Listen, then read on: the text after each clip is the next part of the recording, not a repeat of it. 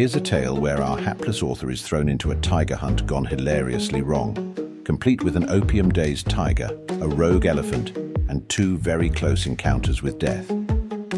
Bug-Eyed Tales presents Opium Tiger, A Double Escape by Captain E.A. Evans. Shooting a tiger nowadays in India is not at all the simple affair people at home imagine. From the disappointed looks you get when you return on leave without one, and from the letters you receive from the local Boy Scouts Association, who casually ask for a skin or two in which they may disguise their big drummer as an Aboriginal savage, it would appear that the prevalent idea is that it is merely a matter of a little trouble to bag a tiger, and one's failure to comply with their modest requests they attribute either to selfishness or laziness. As a matter of fact, it is a very difficult business indeed for the average man to shoot a tiger, and most skins represent a lot of money, time, trouble, sleepless nights, and that most precious of all things, leave spent in a hot, sticky jungle when it might have been spent in the hills. Practically speaking, there are two methods of shooting a tiger: going after him on specially trained elephants, or sitting up at night over a kill and hoping he will come round. The former method during these colonial times is almost entirely restricted to native princes, or big bugs who come out to India during the cold weather. It is picturesque, mildly exciting, very expensive, and considered safe. Hence, it almost always forms part of a tour program arranged for some royal personage or other big pot. The results are a practical certainty, and excellent photographs appear a little later in the illustrated papers. His Highness about to fire at a tiger. His Highness after having shot the tiger. Villagers thanking His Highness for having rid them of the man-eating brute, etc., etc. The actual details are quite amusing, if they do take a bit of the guilt off the gingerbread. The program is arranged something like this, all cut and dried beforehand. 8:45. His Highness arrives at Pajor. 9:15. His Highness shoots tiger. 9:45. His Highness leaves with tiger for Delhi. It would obviously never do for the whole show. Beaters, elephants, beer and everything to be ready, and the tiger failed to keep his appointment. To ensure this highly important detail, therefore, some weeks before the shoot is due to come off, a tiger is selected by the head shikari or gamekeeper, who knows the haunts of all the tigers in the preserve. He prepares a whole goat with a little opium in it and places it at the spot where it is desired that His Highness shall bring off his magnificent shot, and takes care no other tiger gets it. This continues day after day, the opium dose increasing till the tiger, knowing that his meat supply is certain, no longer troubles to kill for himself and is so stupid from the effects of the drug that a child could manage him. Also, his coat gets sleek and shiny. On the appointed day, therefore, there is very little likelihood of a hitch. An extra strong dose of opium is put in the day's food, and the tiger falls an easy victim, not having the sense even to run away. His death is hailed with loud shouts, and the big bug duly complimented on his trophy, even if in the excitement he has forgotten to let off his rifle. These facts are common knowledge in India, but I have gone into them briefly for the benefit of the uninitiated. How I happened to be present at a royal tiger shoot came about in this way. I had got a month's sick leave during the latter part of the cold weather after a rather sharp attack of fever, and decided to spend it exploring the old Rajput cities. They are a bit off the beaten track and extraordinarily interesting historically. I had forgotten that the particular one I happened to strike first was also part of the shooting preserve of an important native ruling prince. I had also forgotten that India was suffering from one of its periodical invasions by some bigwig, and the two facts were brought to my notice together by the appearance at the little hotel of a mounted orderly in a gorgeous, if somewhat faded uniform, with a written request from the local Prime Minister to furnish certain information about myself, name, regiment, reasons for being where I was, and so on. Being a visitor in a native state, I knew I was there rather on sufferance, so I complied and inquired from the hotel manager the reason of it all. He then told me that O Serene Highness was coming over to Pajor in 3 days' time as the guest of the Maharaja for a tiger shoot. I was only mildly interested, as I did not see how it would affect me. But next day, my credentials being apparently considered satisfactory, I received an invitation to the shoot, written on an enormous card in rather quaint English. At first I thought I would not go, but afterwards I decided it was too unusual an opportunity to miss, and accordingly accepted. So, at 7:45 on a warm February morning, I abandoned my pony as we arrived at a large clearing and wandered forward amidst a press of minor native officials to find out what I was expected to do. The Prime Minister himself greeted me. I have no doubt that on any other occasion he would have been quite effusive, but with Serene Highness in the offing, a mere captain of native infantry paled into insignificance, and I was quickly handed over to the care of a less important official, who steered me deftly to where the elephants were standing in a rough line, and introduced me to the mangy-looking brute who was to bear me into the fray. Then he departed again, to share in some of the reflected glory of the great man.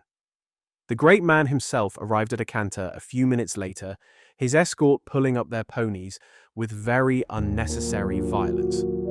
After shaking hands with all of the required social status, he and his party also made in our direction, to be received with loud trumpetings by way of greeting from the elephants, who were induced thereto by sundry prods and pokes on the part of their mahouts.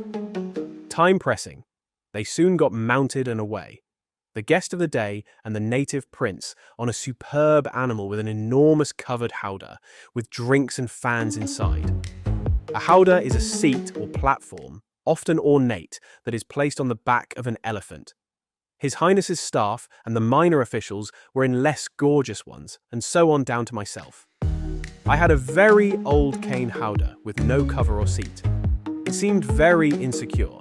And to add to my joys on questioning the mahout or the elephant's caretaker, I found that owing to His Serene Highness having brought a larger staff than was expected, there were not enough trained elephants to go round. And I, being an insignificant stranger, was now mounted on Gilly, a female elephant ordinarily employed in the peaceful pursuit of hauling wood.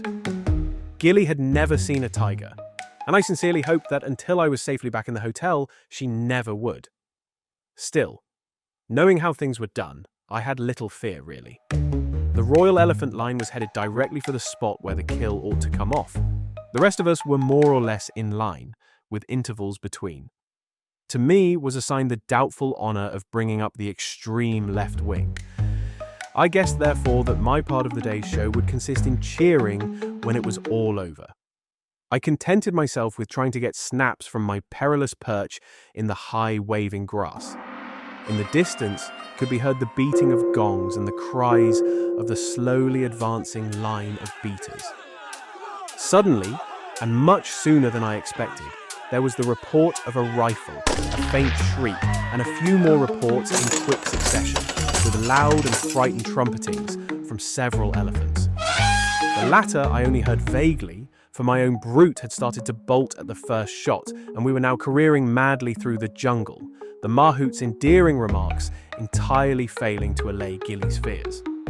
After about 100 yards, the mahout fell off, and I, who knew as much about steering an elephant as I do about maneuvering a zeppelin, was left alone with this terrified old female. The girth broke after a few more hectic seconds, and the howdah went west, but I managed to hang on by the animal's great flapping ears, and might have stayed the course had not the brute swerved aside with a frightened squeal, whereupon I fell off sideways. I landed on the ground with a bump, and then saw what it was that had made the elephant turn. A tiger sprang up from the long grass, 5 or 6 feet away, and looked at me. I think we were both equally frightened at first, but the tiger got over it quicker.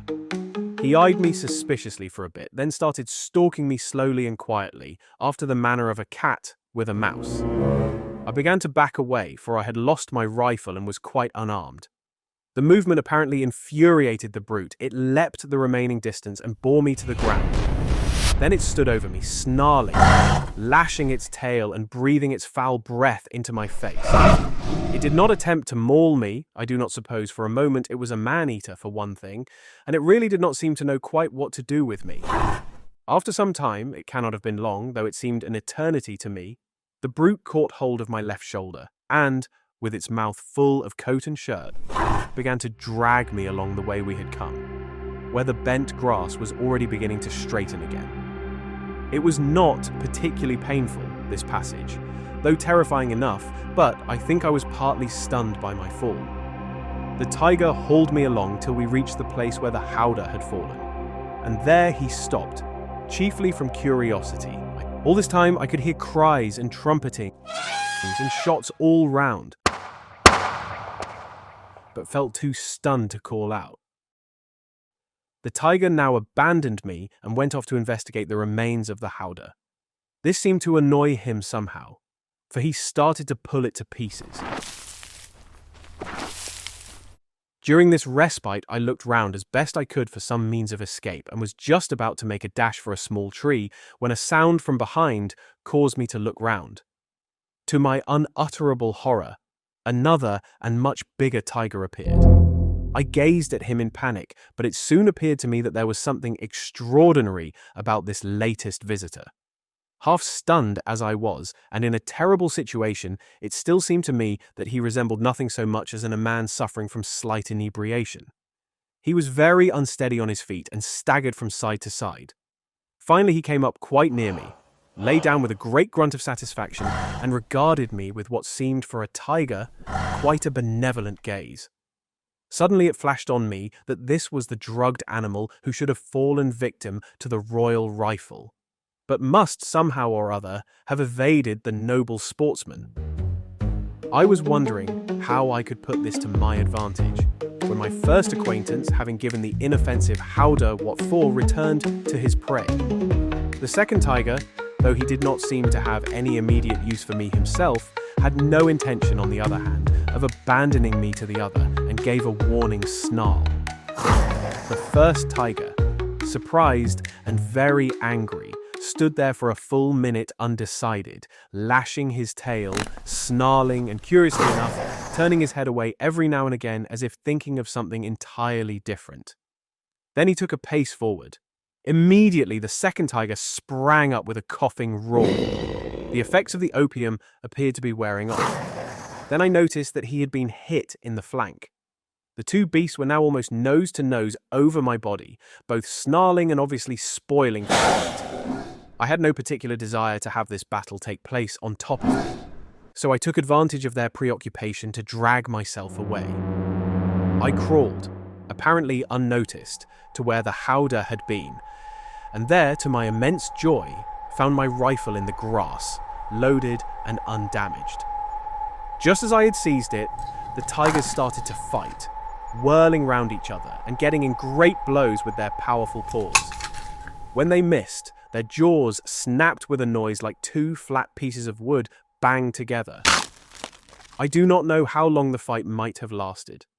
The first animal was fresh, but only about 3/4 grown, whereas the other, though still handicapped by the effects of the opium, was a magnificent specimen, with enormous muscles standing out like whipcord. Just after the commencement of the battle, however, I heard a swish in the grass behind me, and looked up to see an elephant, the royal elephant no less, parting the grass.